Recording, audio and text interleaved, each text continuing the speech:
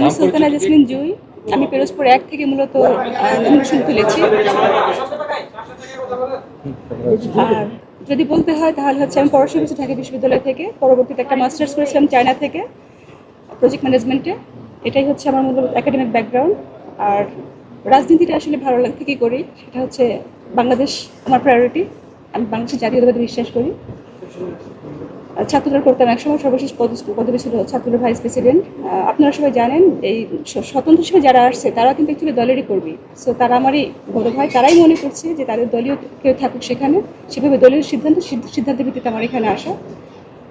আর আমি অ্যাকচুয়ালি কাজ করতে চাই বেশ কয়েকটা বিষয় নিয়ে। আমার মাস্টার্স ছিল প্রজেক্ট ম্যানেজমেন্টে, টাইটেল ছিল একটা থিসিস করেছিলাম, থিসিস উইথ মাস্টার্স, যেখানে আমার টাইটেল ছিল assessment of risk management for vocational education project structure plan perspective on unskilled demographic dividend in Bangladesh remittance.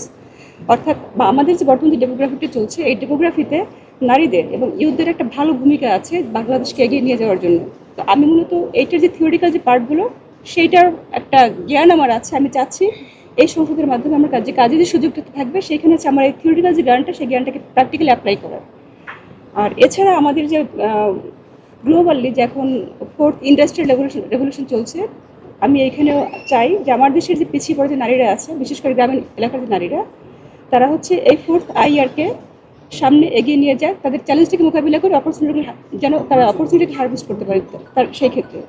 এছাড়া আমরা যারা আছি, এই আমার সাথে যারা আছেন প্রত্যেকেই দেখবেন যে আমরা কিন্তু টেকনোলজি বেস যে জেন্ডার ভায়োলেন্স চলছে আর কি, এইটার কিন্তু আমরা ব্যাপক ভিকটিম।